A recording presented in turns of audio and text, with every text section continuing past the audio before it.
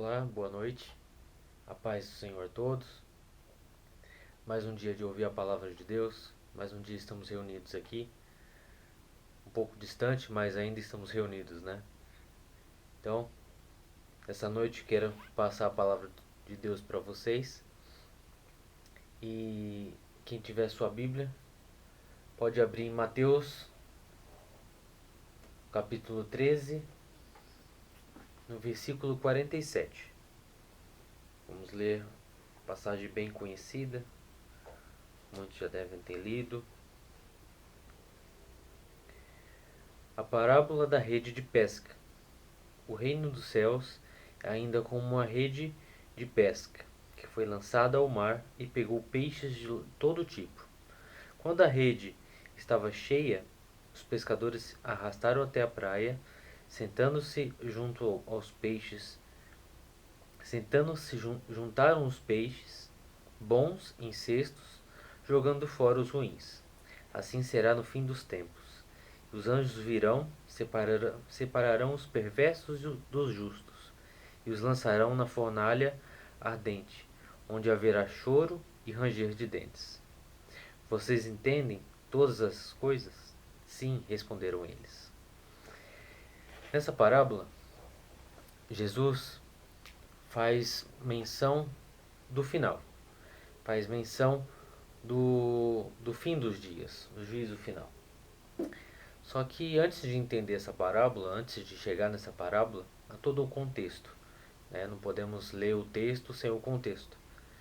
E Jesus estava ali na beira do mar da Galileia, ensinando a multidão e ensinando suas parábolas e mostrando grande inteligência, né?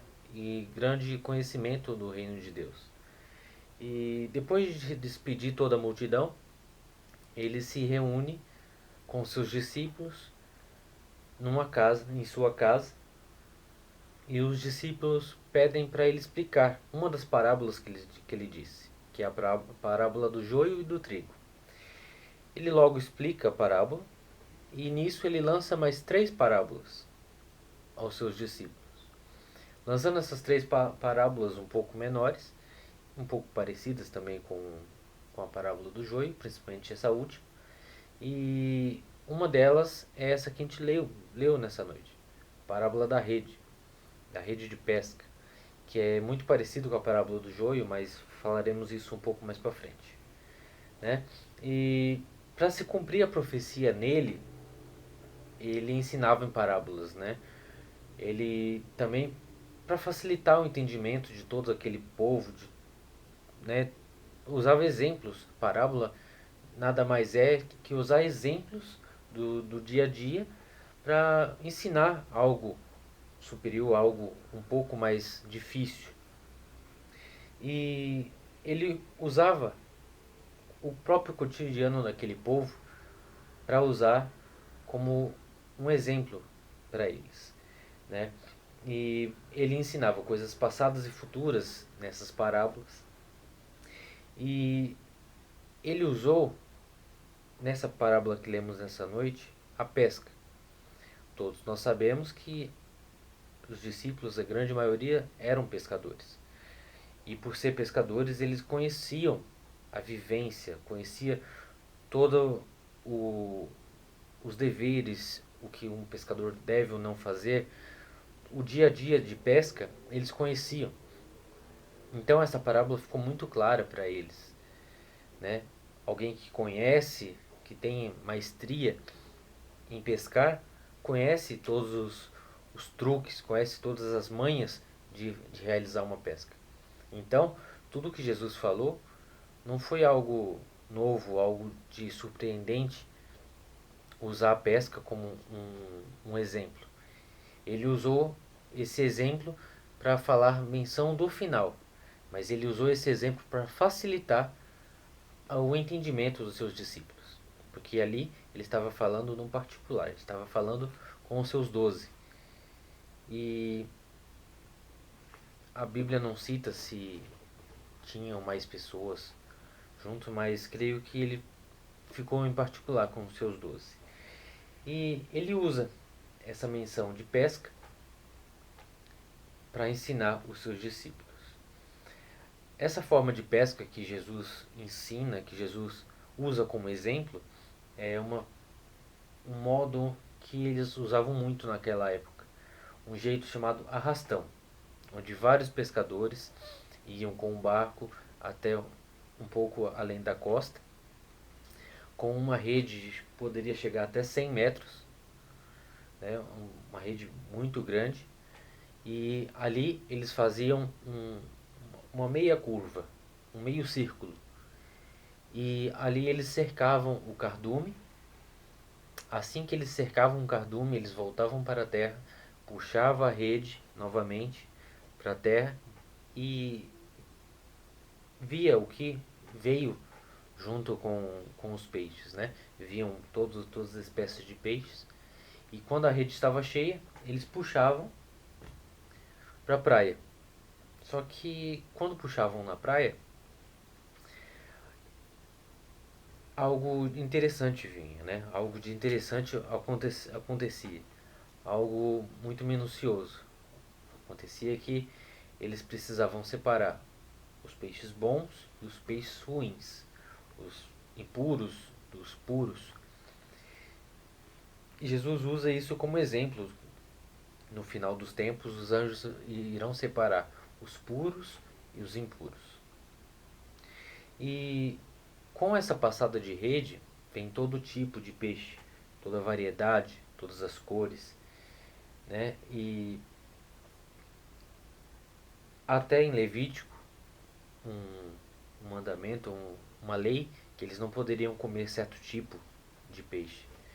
E essa parábola ainda ficou muito mais clara para aqueles que seguiam esse costume, essa lei. E Jesus, falando dessa forma, deixa algo muito claro, deixa algo muito simples de se entender, que apenas dois caminhos, o caminho do bem e o caminho do mal.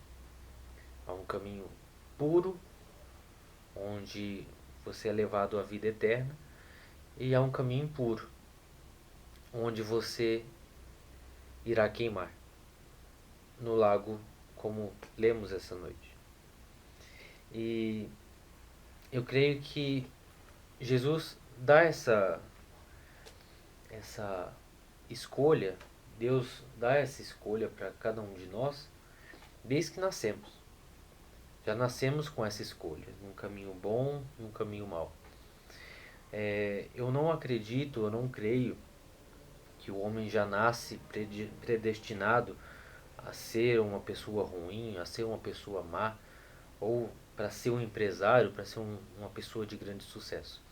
Eu acho que isso temos a índole, claro, mas eu creio que isso é moldado de acordo com o tempo. De acordo com o passar dos anos, você é moldado. E eu creio que a mesma pessoa que nasce na favela pode se tornar um homem de sucesso, e no meio das pessoas de sucesso pode nascer uma pessoa que pode virar um mendigo ao longo da vida. E Deus coloca isso à nossa frente. Como em Deuteronômio ele fala, coloca em sua frente o bem e o mal. Escolha o bem, que é muito melhor. E essa parábola deixa muito claro que essa escolha tem que ser sã, essa escolha tem que ser sábia. Devemos ir pelo lado bom, pelo lado puro. E esse é o desejo de Deus para cada um de nós, né? E exemplificando, vejamos que o mar, né, o mar da Galileia ali, ele é representado na parábola como o mundo. A rede de, que os pescadores estavam pescando, que Jesus explica, é como a palavra de Deus. E essa palavra vem através do mundo, ela recolhe todos os tipos de pessoas, boas, más, e só que essas pessoas, quando essa rede recolhe, vem pessoas de toda a índole, boas, pessoas ruins, e no final de tudo, seremos separados.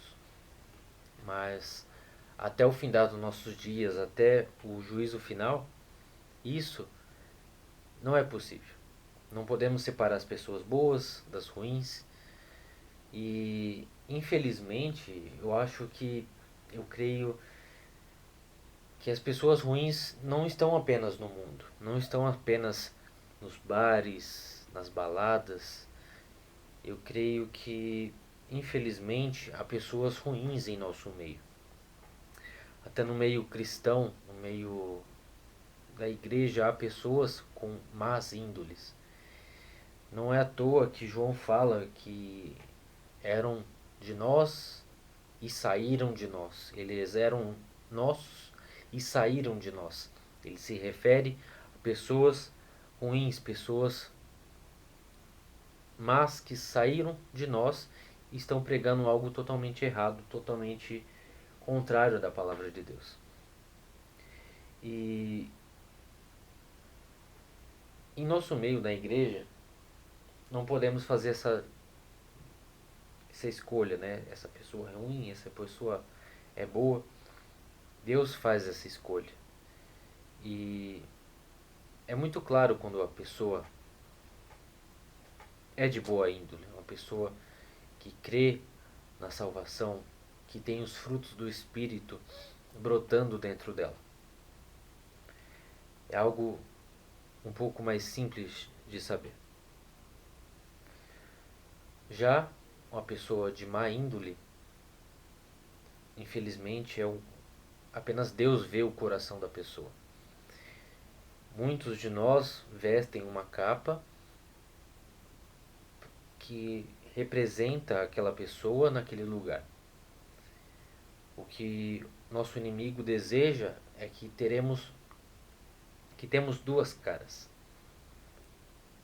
Uma cara na igreja, uma índole na igreja, uma personalidade, e dentro de casa ser uma pessoa totalmente diferente, dentro do trabalho ser uma pessoa totalmente diferente. Imagina, eu na igreja sou uma pessoa boa, uma pessoa que ajuda o próximo, mas na rua, no trabalho, em casa, eu sou uma pessoa totalmente diferente. Isso é um crente duas caras.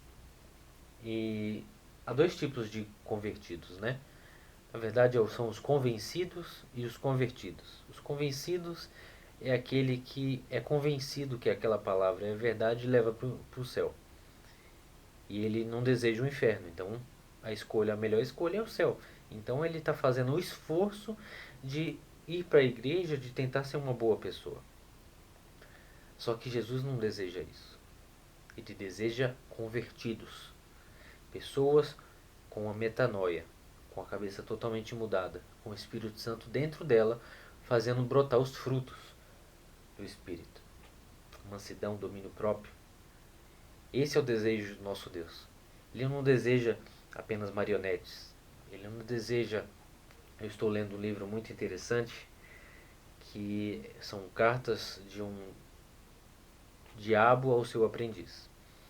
E ele deixa bem claro que o desejo de Deus é fazer cópias dele mesmo, e que essas cópias se espalhem pela terra, que sejam um exemplo dele vivo, para que os outros desejam, que a pessoa possa olhar para aquelas pessoas, para aquelas cópias de Deus e desejar aquilo que as pessoas têm. Esse é o plano perfeito, o plano de Deus desde o princípio.